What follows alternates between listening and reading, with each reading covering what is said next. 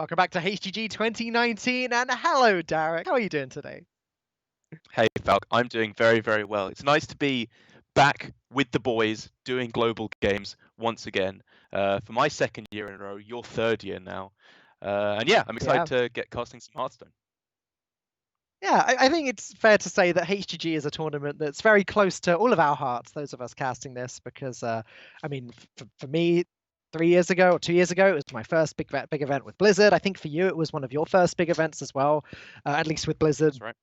So it's cool. It's like you said, it's like the boys are back together. And yeah, let's do this. The next match coming up is going to be the Philippines versus Singapore. Again, we just saw the Philippines take down Australia. Singapore beat Japan on stream, so this is going to be the winners match for Group A. What do you think about this one, Derek? It's going to be a good one. These are two, I think, of the best, but often underrepresented teams in Asia Pacific.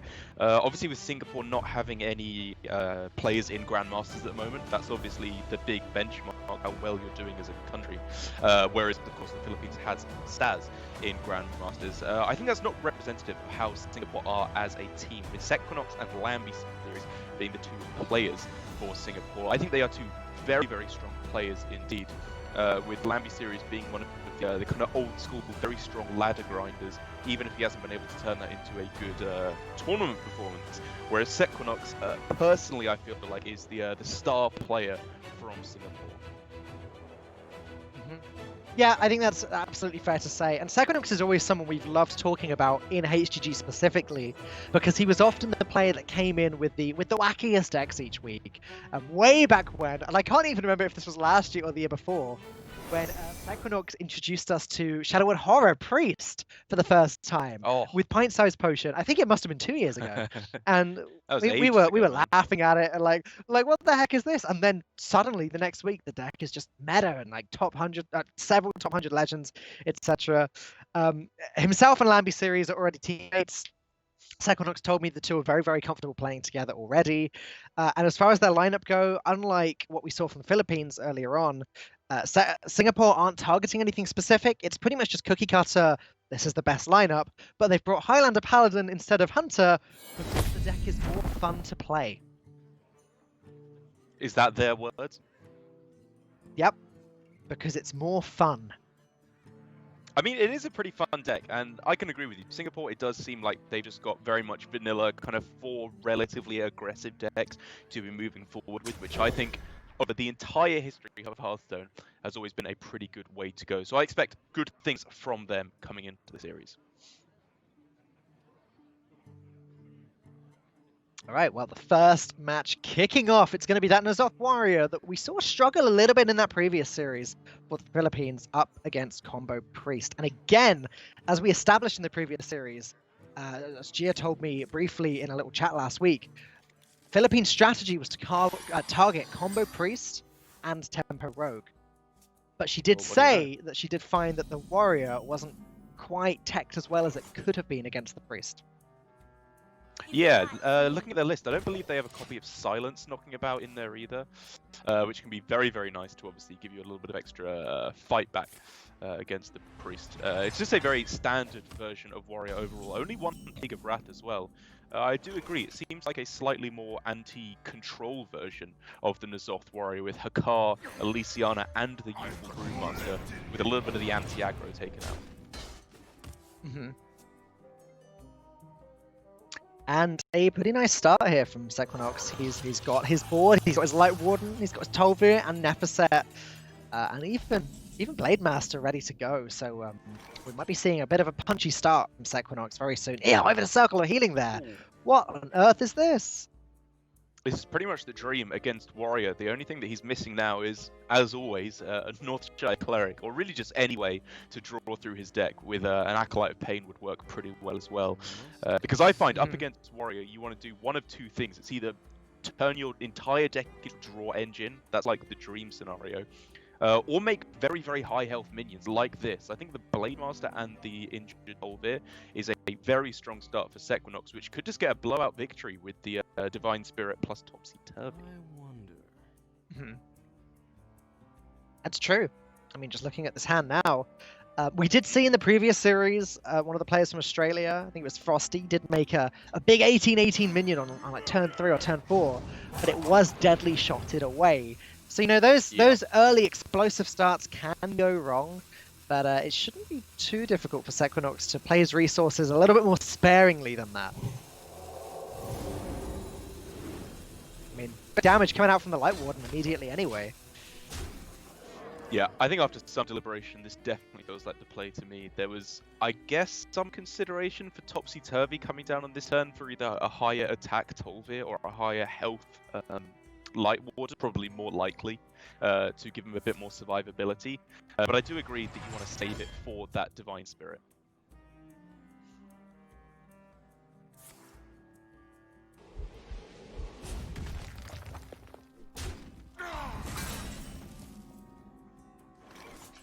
And a fire as well. Yeah, Okay. very spicy top deck. So, potential 14-14 here already. Sequinox does need to be a little bit careful though, because if he was to go too all in and be met with either a Brawl or a Tread plus Plague of Wrath, that could just be game over on the spot, given that he hasn't drawn many cards. True. So I wonder if there's any consideration amongst the players on Team Singapore as to whether you go for something like Topsy the Light Warden, trade the 4/7, and then heal them both up with a Nephicet. I think that's really interesting. It's about as weak to Brawl anyway, so you may as well just go for this, because the upside of this play is you win the game if they don't have the removal, whereas the upside of the other play is just carry it. That's exactly the same as what we saw from the Deadly Shot play earlier on. It's a 14-14. If it lives, you win. If there is a Brawl, it still might live. If there is a Brawl, I was going to say maybe the 5-2 lives, but no, realistically, the Snip Stat would go into the 5-2 first, and the Brawl would be a 1 and 3 for the Blade Master. But still, Stat's down to 10 health. Things are looking dicey. Really not sure there as to whether we should have gone for the Topsy-Turvy or not. Wait, hang on. Is he trading into Blade Master? I think he's probably going trade plus Plague of Wrath instead, or he just wants the highest chance of Blade Master not living, which was also a consideration, I suppose. Yeah, I think this makes a little bit more sense. It's scary that the Sequinox is 5 away from having lethal immediately, but still nothing really to do this turn. Drop the Acolyte, that's great for later on, but it doesn't represent any immediate damage. Yeah, I'm wondering if we're at the point for Sequinox where he's starting to think, okay, this game's slipping out of control. As soon as this is dealt with, I'm not going to have any more cards. So maybe you should have held on to the Acolyte of Pain to go for the Miracle out of Wild Pyromancer, to try and draw through to a more reasonable hand. I can still understand this line from him though, just trying to swarm the board as much as possible and hope for lethal.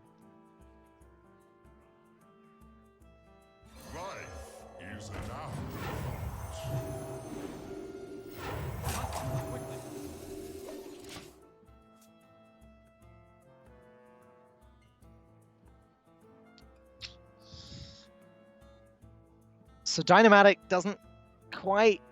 Dynamatic's quite consistent here, actually. Put the 1-1 into the Light Warden and then... Or even do that after. The order doesn't matter. Problem is, of course, then you're drawing a whole bunch of cards for your opponent. Yeah. It's a surprisingly tough turn. I guess you could go for... What happens if you go Super Collider? Super Collider first, swing into 2-3, see what happens. That doesn't feel great. No, well, if it misses the Light Warden, you're just dead, right? Yeah. If you play the Super Collider, I think you have to hit the Light Warden, and that feels really dodgy. That does feel terrible. Yeah. I agree. Alright, Brawl it is. Comes down to it. Everything else is too risky. You gotta go with the Brawl. Whoa! Whoa! Alright. Alright, well, they take that, I think. And then instantly drops the GG. Staz does not give one single heck about how Sequinox is doing in this game.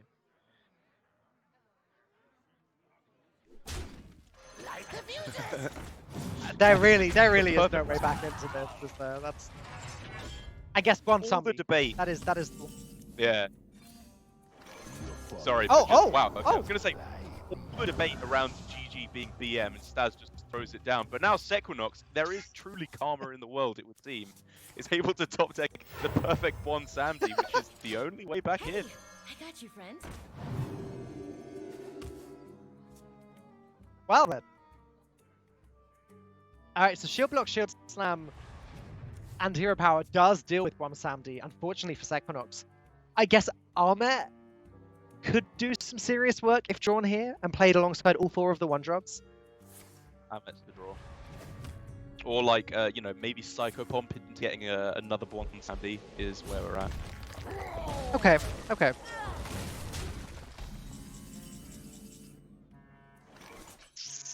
Nope. Cleric, Screaming Sidekick, 10 health Cleric? Divine Spirit. Yeah, that's the play, isn't it? Is someone injured? 10 health Cleric, heal the yep. Is Yep. someone injured?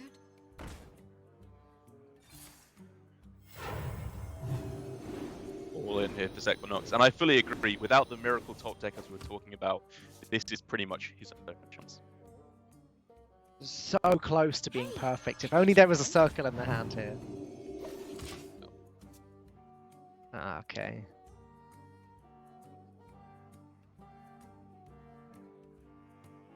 So the ability to kill one, I believe, but not both clerics as it currently stands, unless there's a manipulation you can pull with a Super Collider, which I'm not seeing.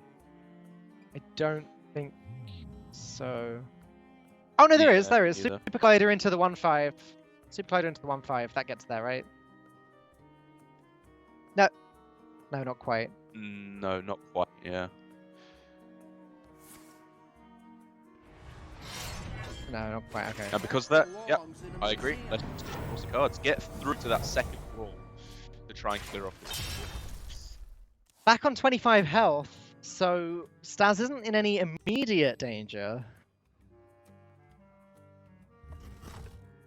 But the important thing here for probably- Sequinox is on turn 8, he is stuck at non-shy cleric against warrior. That does not happen. You do not get that luxury 90% of the time, and he needs to be making some hay while the sun is shining. Yep. Still no circle of healing, and still no Nephset.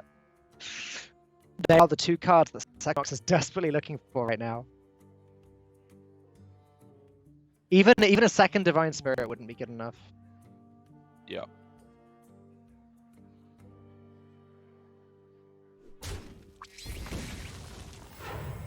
Could of course have seen a Psychopomp first to try and find the second cleric to res that instead. Was worth considering. That's true. That's true. I guess saving 4 mana to hopefully get the circle on Nephset to be able to pull off that insane play was the solution Sequinox came up with. Pyromancer Yeah, not fair enough. that great at all. Yes, not that great. If he goes second Pyro, we can try and clear some of the opponent's board. This all sounds horrible.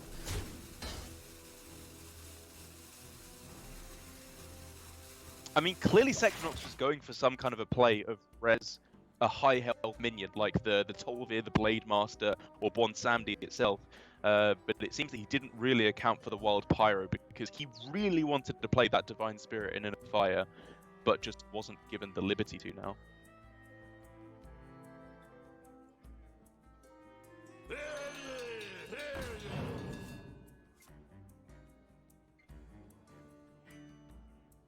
No tomb can hold me.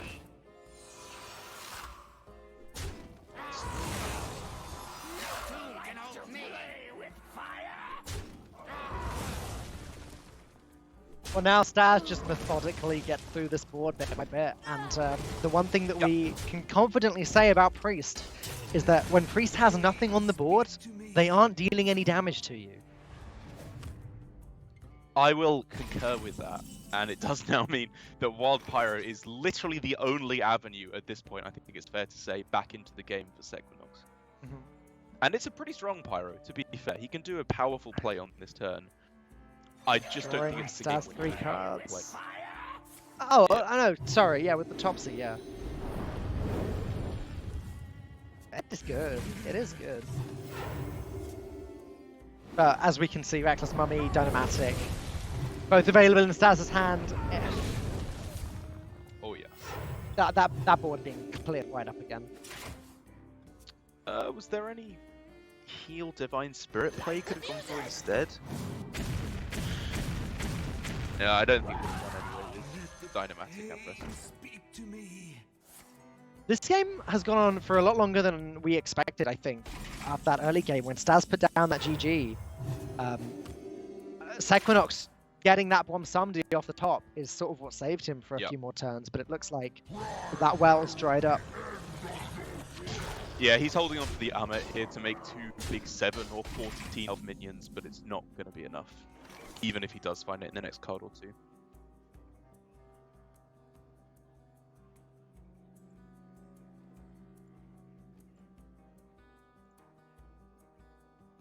Just one of those matchups. It's what Warrior does. If it hits early curves, it's just able to clean up the board so easily. And while for Equinox, you know, as we were saying, there were a couple of other lines he could have gone for in the early game that were a bit more focused on making an overall decent board as opposed to one crazy powerful minion. I think even if that line of play had been gone for, Staz still had a very, very nice, easy answer to go for with the Brawl as opposed to the Plague of Wrath to clear things up.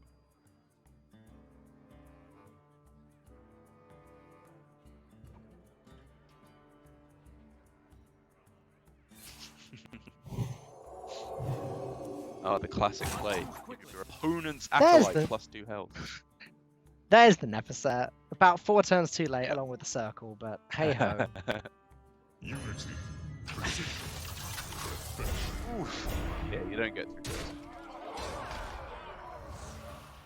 Yeah. I wonder how close that's considering to a brawling his own board to kill off the car to get lead. Probably not that close. No. No, I don't think that's the play here, no. I'm just gonna come out and say that. But nor is beaming sidekick It's a from bold the play. Psycho Bomb. Literally the worst thing you can get.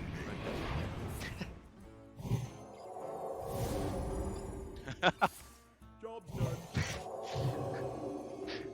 Salt in the wound at this point. Salt in the wound. Got a 12-12! And... Yeah.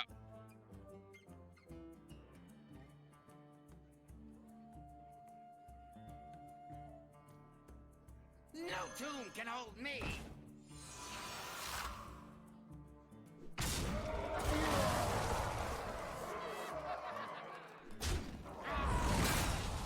No tomb can hold me. Hey, I got you, friend. Our home. Tombs.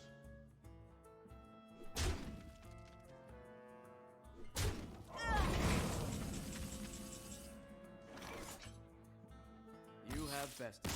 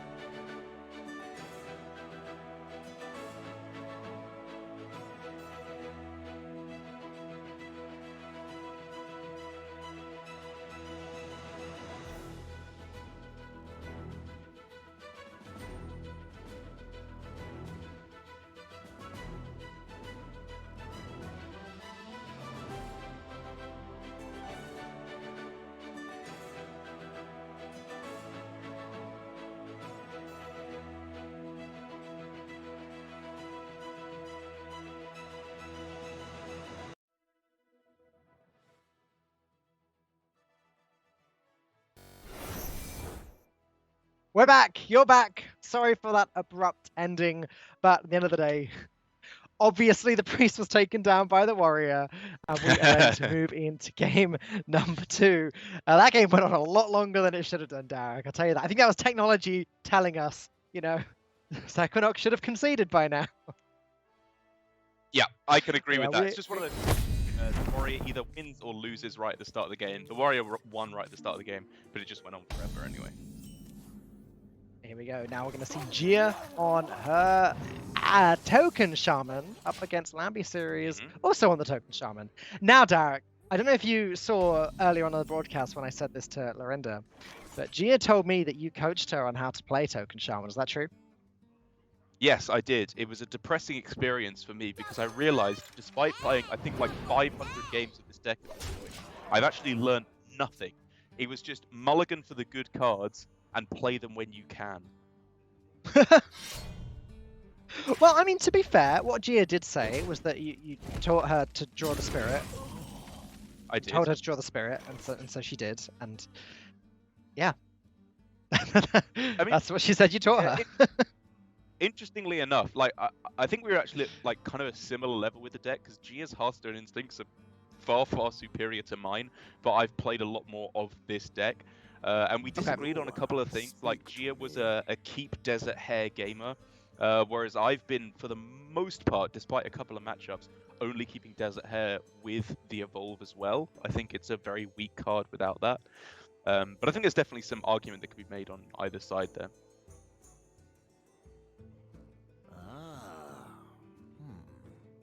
Weird spot now for old Lambi series, though, with, of course, Desert Hare Mutate available for just a nice quick 4-drop and a little bit of board presence is not bad at all, especially given that the rest of his hand is looking absolutely terrible. Yeah, I mean, the problem with that is that it's not as explosive as what he is expecting Gia to do next turn. So I don't mind this, holding off on the Hare, hoping for an Evolve or a Spirit of the Frog or even a Thunderhead soon. Oh, wow. Oh, dear. Yeah, and I can see where Lambi series is coming from, because, of course, in this matchup, unless you have Mogus and Sea Giants, you basically don't want to play anything, because it makes your opponents, Mogus and Sea Giants, all that much cheaper.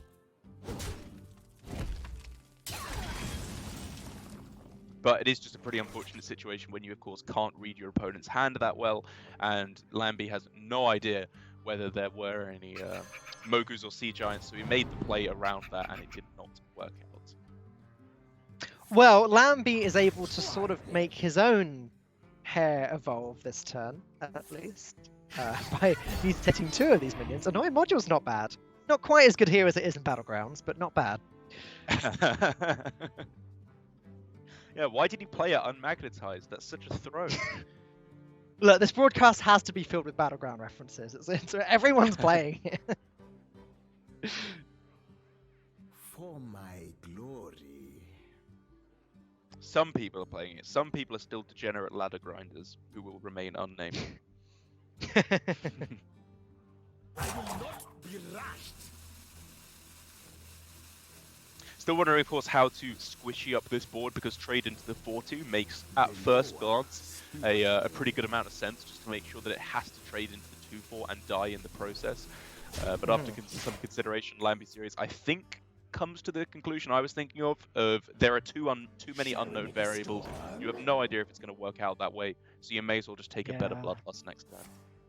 Yeah, Lambi was sort of all in here on the Bloodlust, but when this now falls apart thanks to that Thunderhead and Sea Giant coming down for 0, that is this game locked up. Lambi series knows it. Philippines takes the second win of the series. Too well in our coaching sessions where she just drew too many of the good cards there. Yeah. I mean, again, when I had this conversation with Gia, she had already played her games, and, I asked no spoilers, but she did say to me, Derek told me to draw the frog, and I did, which did sort of hint to me that she's going to have some success in her Shaman game. Yeah. Oh, well, wow. I mean, you don't even need it. You've got the Hare Evolve already in hand anyway, so even better. 2-0. And here we go. We're going to jump straight into game number 3. Tempo Rogue up against Lambie Series Token Shaman. Maybe Lambie Series can have a little bit more success with it this time.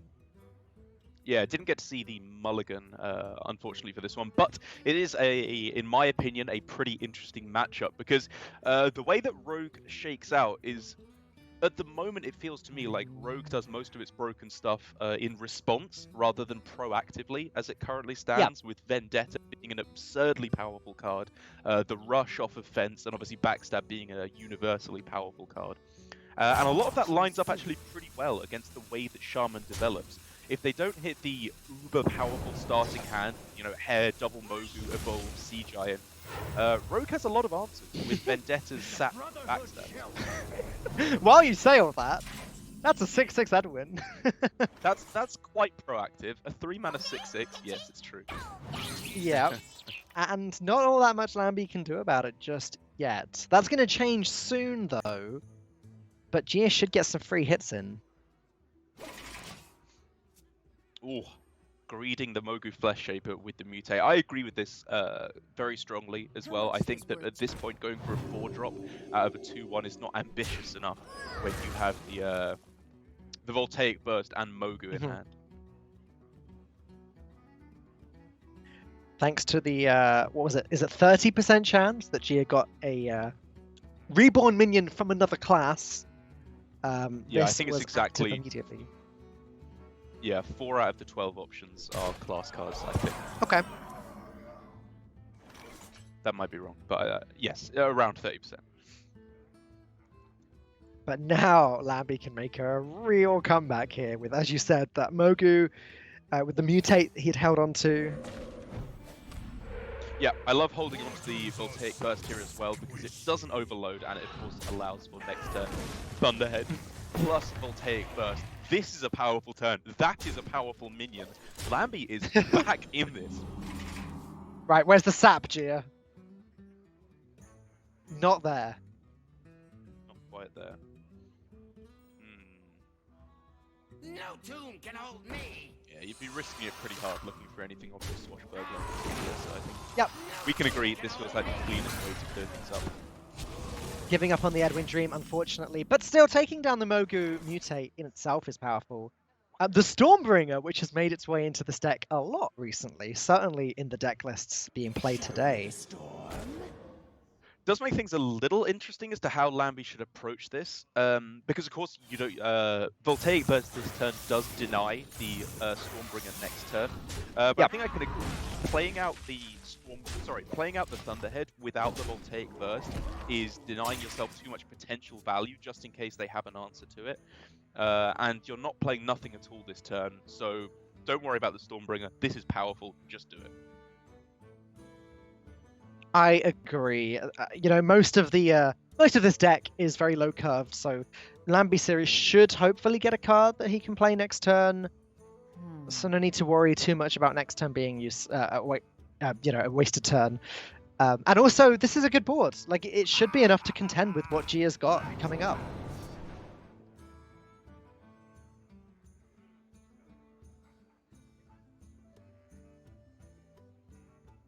Not the worst option ever there off of the Swashbuckler, considering how bad so many Shaman cards can be.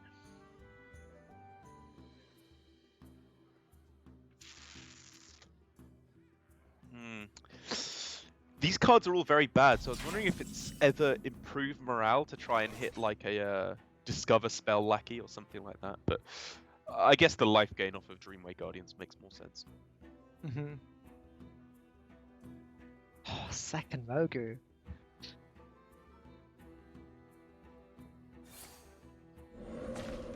I mean, Lambie's just spoiled for choice here in terms of how he deals with this board.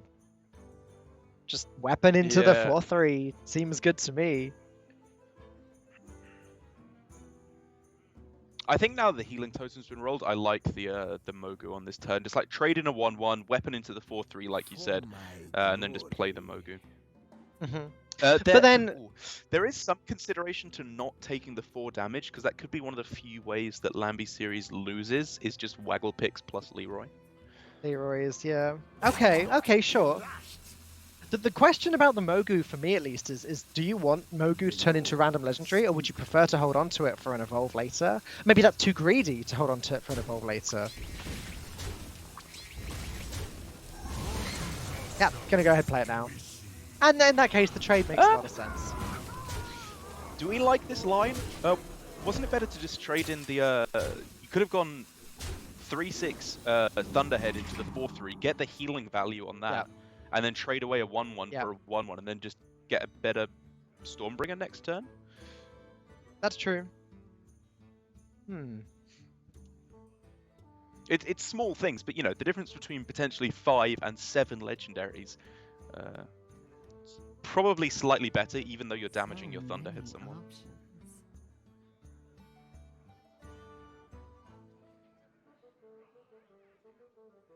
But the one thing I do agree on is, yes, they want to not take any damage from here on in, because Rogue, at this point in its life, can still deal absurd amounts of damage from hand.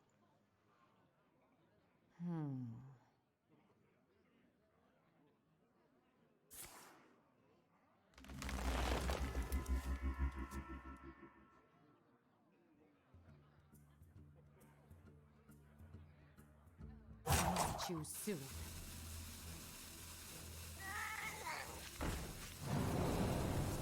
How much is this worth to you? What shall we hunt?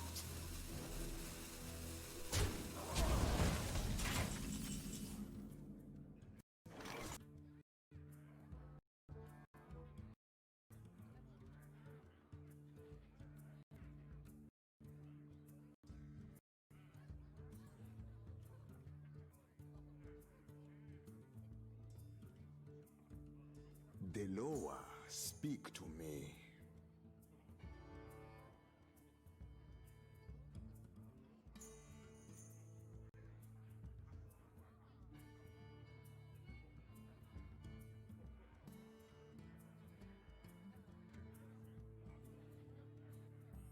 For my glory.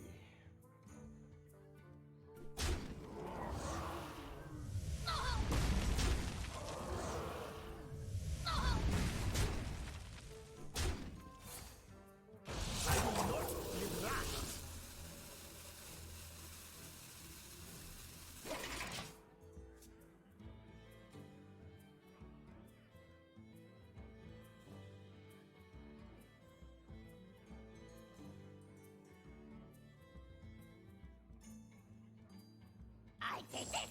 Oh, and that!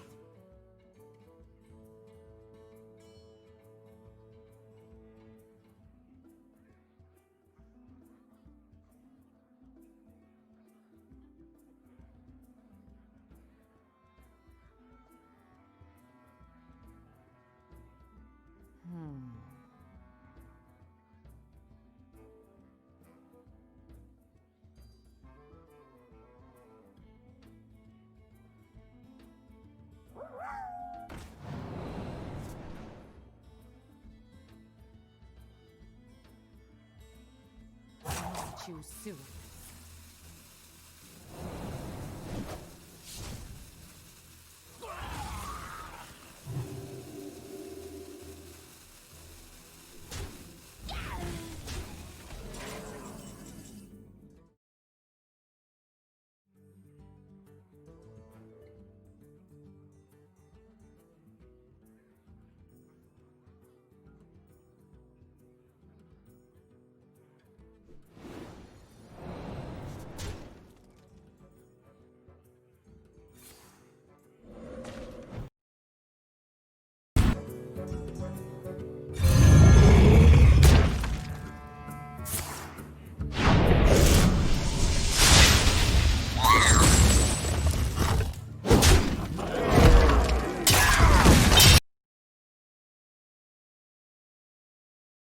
Sort of miracle to pull this one back, and it really doesn't look like it's going to happen.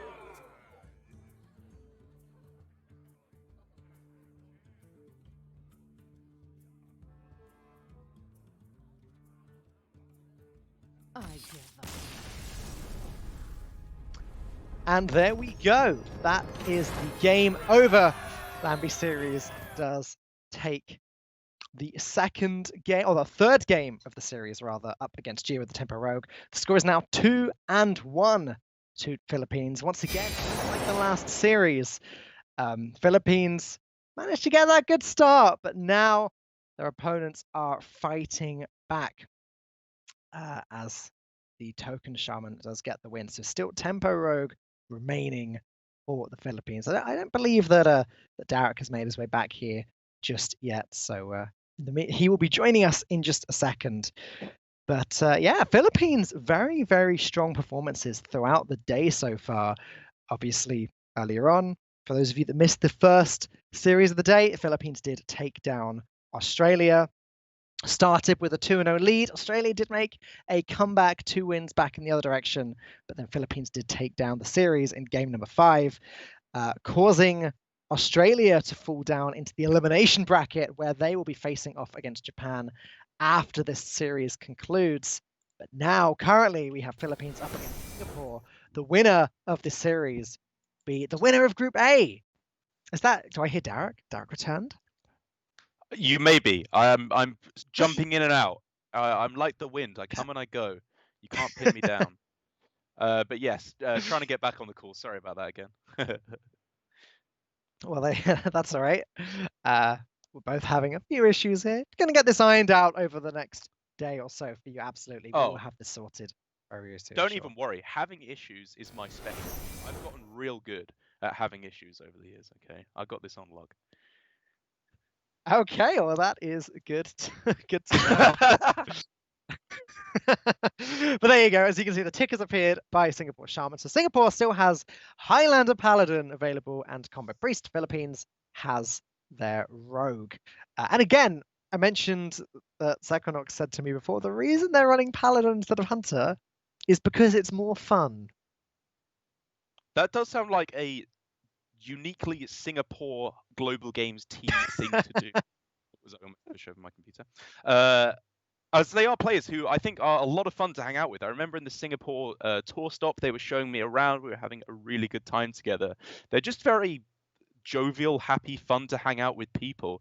And I'm glad to see them hopefully doing well here, despite they are one game away from being knocked down to the lower bracket. All right, game number 4. Here we go. Gia, once again, trying to get that final win required with the Rogue. Highlander Paladin time.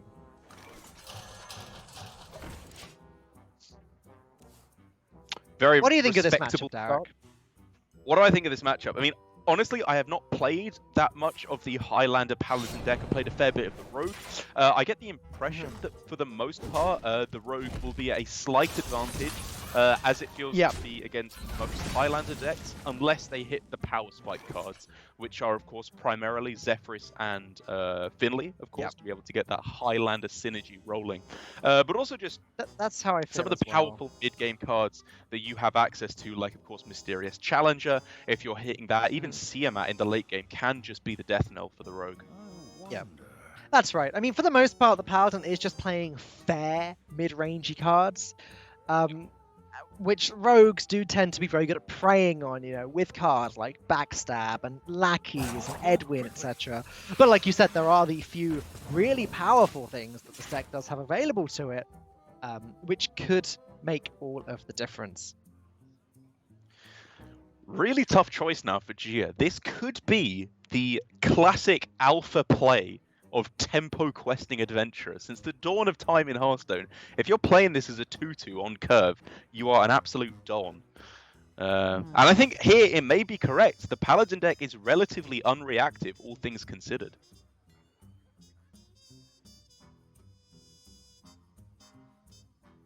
Yep, it just puts its things on the board and tries to beat its opponent up with them. Gia has quite an easy trade into the 3-1 with the dagger. Does decide it's time to put down that questing adventurer, and oh yes, oh yes, Equinox can coin out the consecration and is going to deal with it. Wow, what a result! Yeah, I mean, what else does he have? If he doesn't kill it off right now, it will grow and grow and grow, and with no Zephyrus to answer, I fully agree. It's the only option for Equinox.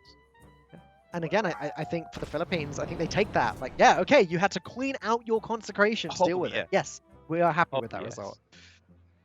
What's with the Paladin secrets? They are pretty bad as well. Yeah, you don't really want these ones. I guess Never Surrender could be alright. Eye for an eye could be lethal, Darek. Just not yet. Yes, Not for a I while forgot now. Zephyrus into Pyroblast for the win on the own Paladin.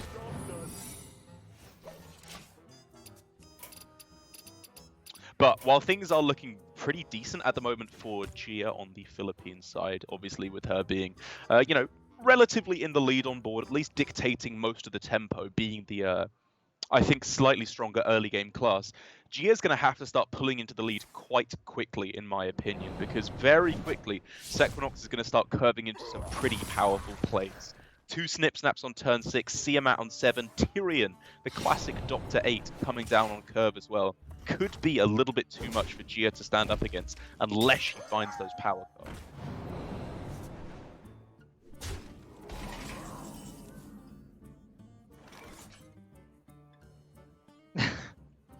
Well, Sequinox has a Snip Snap and a Micro Mummy. Not going for the Magnetize is sure, you want to get the buff.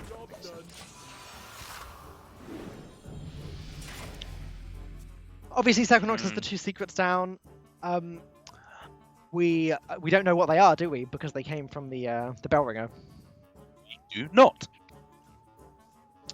And we have no information. None have been drawn. So, Avenge, Auto Defense Matrix, Never Surrender, Never Sacrifice, or Redemption. Well, we know that the first one is not Never Surrender because Gia played the Vendetta. We also know that it's not Redemption at that point. So I think that's the only information that we have right now. But yes, we are Kel Surprise. We're casters in the dark, it would appear. So many options. That's the best place for us. Exactly. Cable Rat being, Togwaggle being found to go with the Cable Rat though is maybe that kind of power curve I was talking about for Gia that could pull her into the lead because she just needed a bit of value to go with the tempo that she currently has. Sap is very likely to be fantastic in this matchup. Gia's in a good spot already, even without the Togwaggle. I think it's just 1 Snip Snap and 1 Secret. Even going to sap away the Snip Snap, which does allow it to come back with a friend next turn, but also wasting that Never Surrender for Sequinox. That worked out really nicely.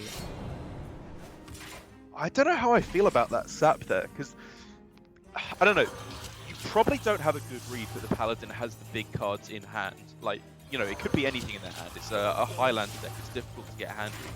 But sap can be so good in this matchup against, Tyrion is obviously the absolute dream. But a Mysterious Challenger is very, very powerful after you give it the buffs a lot of the time by activating secrets. Even Siamat is not that bad to go for a sap. I'm not sure. I'm not saying it's bad, but it was a very difficult sap that came down very quickly.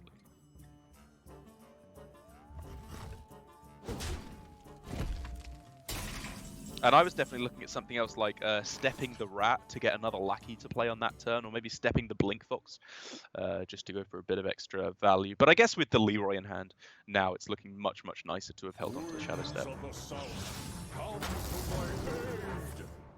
Because this Siamat is going to have to do some hella work. It's going to do a reasonable amount of work, but I don't think it does much to contest with that wand in the hand. Unfortunately for Sequinox. I mean, yeah. Again, 3 cards that cost 0 tends to be very, very powerful. Val, is it going to be eye for an eye for the win? Gia is close to lethal here. Gia is very close to lethal here.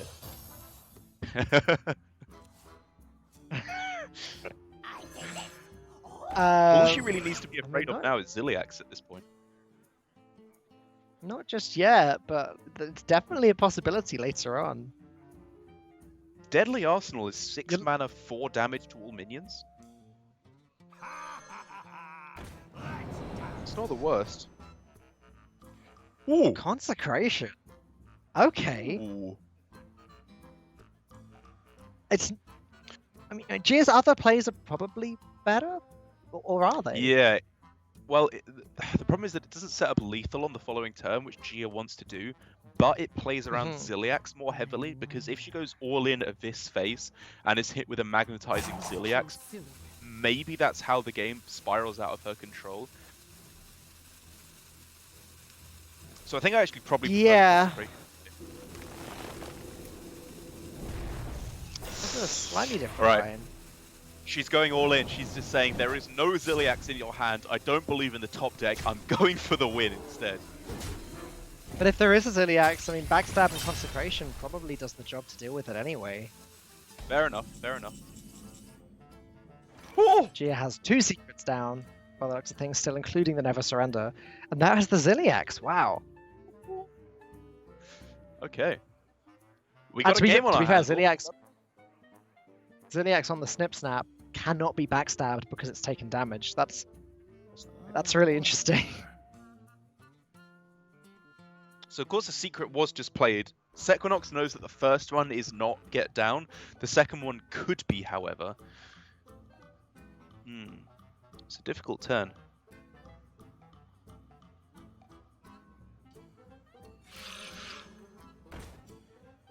Okay, Repentance, tick.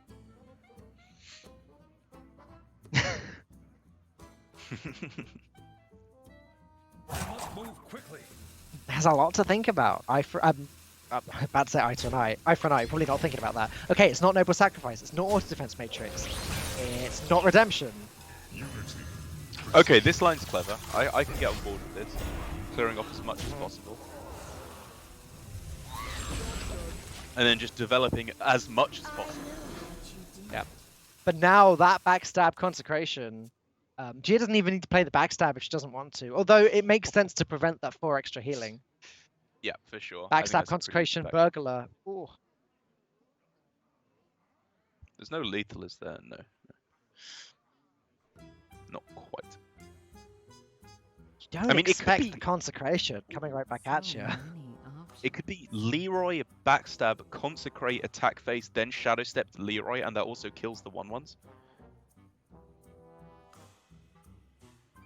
I guess there's not much point in that, because you can just go Leroy Backstab next turn, Leroy Shadow Step next turn anyway.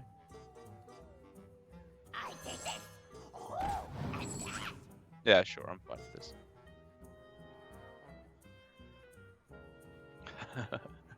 Blessing of Wisdom to draw a card is pretty good. Why not, right? It's 1 mana that you Yeah. weren't going to spend anyway. That's actually a fantastic outcome. Wow. Yeah. Gia has so much control over this game right now.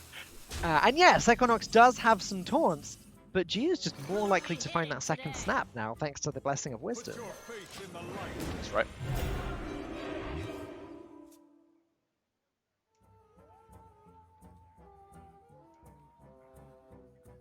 Tyrion coming down, does that Evil prevent Mystery lethal for the moment? Yeah, I guess it does. It looks like it does, yeah. Aha! Oh, No never longer. mind. That's going to do it. Sap picks up. Leroy Shadow Step is enough damage on its own, and it looks like the Philippines not only take the series, but immediately qualify as the winners of Group A. That's right. Good news for any Filipinos watching. They are the champions of Group A, so we'll be seeing them again, I believe, in 2 weeks' time, as we are doing 2 weeks of group stage action before we head into our top 16 teams in a couple of weeks' time. So they can rest up for the moment, put their feet up, watch the matches, and get ready for their games in a couple of weeks' time, where they'll be playing against, well, we'll find out who they'll be playing against over the next few days. That must be such a great feeling to qualify so quickly out of the group. Just 2-0, and we're done. And now Gia can go back to playing AFK in Battlegrounds. Some pretty, She tweeted that she... yes. Yeah. Like everyone else, I can't even find a single streamer anymore who's not playing Battlegrounds. My beautiful landscape of boring ladder every day has been corrupted by you people having fun. Yeah, I was trying to find some competitive players to help prepare for this event over the weekend, just like watching lots of various streams. And no, everyone's streaming Battlegrounds right now. Well, over here Even at Play Boar. Hearthstone, at least for now. Even who? Boar hates everything. Not Battlegrounds. He doesn't hate Not Battlegrounds. It's too fun. All right, well, there you go. 2 series over. Philippines won them both. They have qualified from Group A. We are going to go to a very short break now. And I believe when we come back, Derek, yourself and Lorinda are going to be bringing us the elimination match from Group A. And that is going to be Japan versus Australia. So already on the first day of HGG, one team is being eliminated after this.